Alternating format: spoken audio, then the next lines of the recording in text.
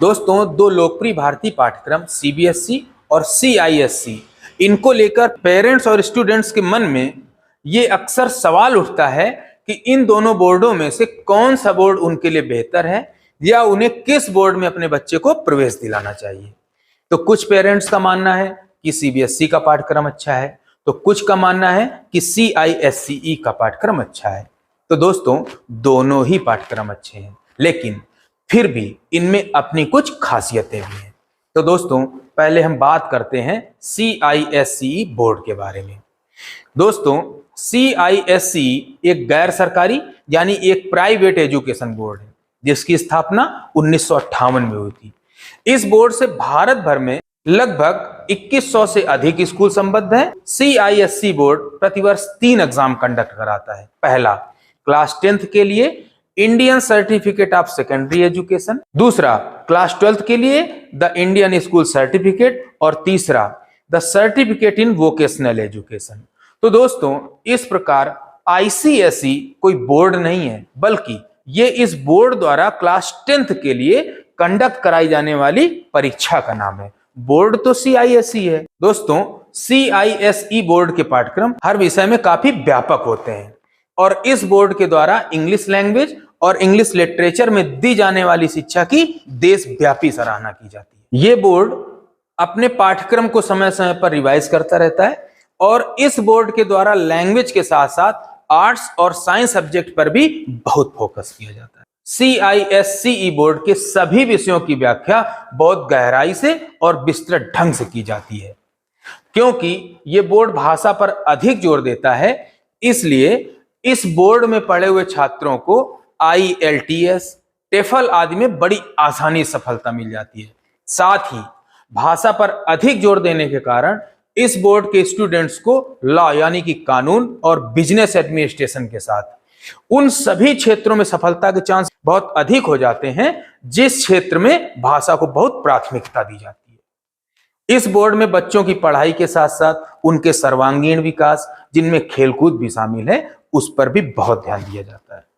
इस बोर्ड द्वारा प्रदान की जाने वाली सर्टिफिकेट्स पूरे भारत में मान्य हैं। इसके अलावा इसके सर्टिफिकेट विश्व की कुछ प्रमुख यूनिवर्सिटियों सहित जैसे अमेरिका की आईवी लीग और यूके के 24 यूनिवर्सिटियों वाले रसेल ग्रुप में भी इन्हें स्वीकार किया जाता है।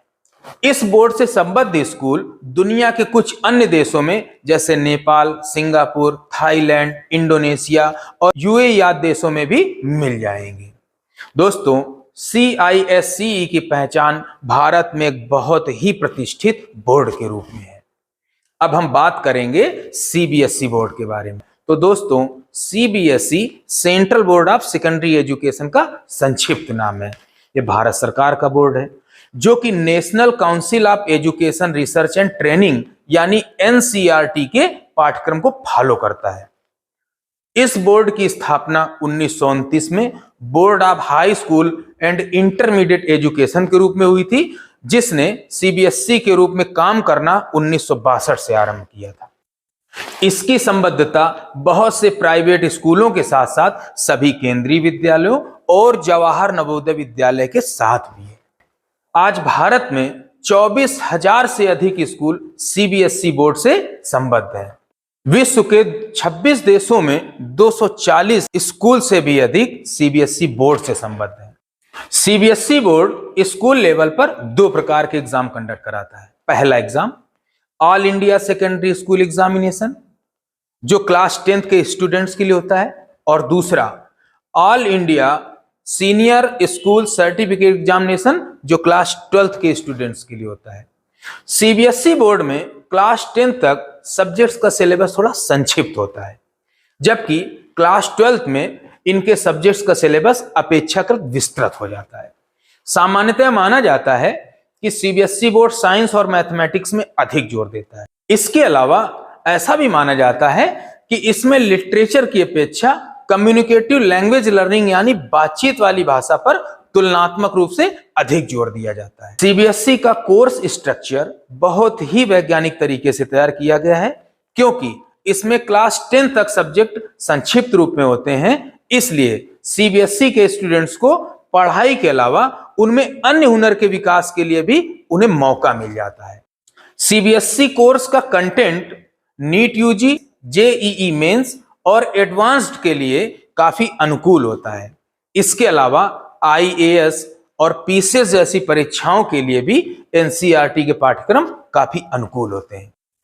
सीबीएसई बोर्ड अपने सिलेबस को लगभग हर वर्ष अपडेट करता है, जिसके कारण उसमें कुछ न कुछ नए टॉपिक्स हर वर्ष जोड़े जाते हैं। इसी के चलते अभी इसके सिलेबस में जीएसटी और एआई जैसे टॉपिक्स भी जोड़े गए हैं। सीबीएसई बोर्ड प्राइवेट कैंडिडेट्स और स्टेट बोर्ड्स के विद्यार्थियों जिन्होंने सीबीएसई स्कूलों से पढ़ाई नहीं भी की है, ये बोर्ड ऐसे भी विद्यार्थियों को परीक्षा में शामिल होने की अनुमति दे देता है।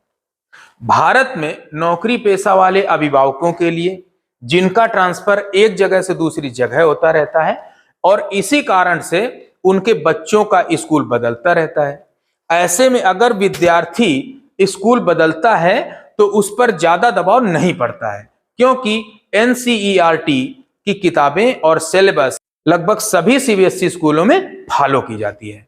इस बोर्ड में अंग्रेजी माध्यम के अलावा हिंदी माध्यम से भी पढ़ाई की जा सकती है।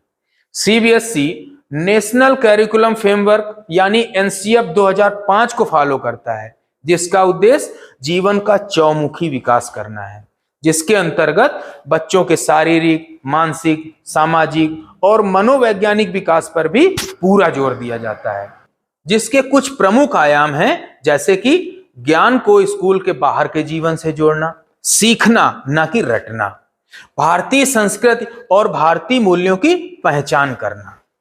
तो दोस्तों, हमने संक्षेप में सीबीएसई और सीआईएसई बोर्ड के बारे में बताने का प्रयास किया है, लेकिन यह जानकारी अपने आप में पूर्ण नहीं है, इसलिए कोई भी निर्णय लेने से पहले आपको एक्सपर्ट्स की सलाह अवश्य लेनी चाहिए। नमस्कार।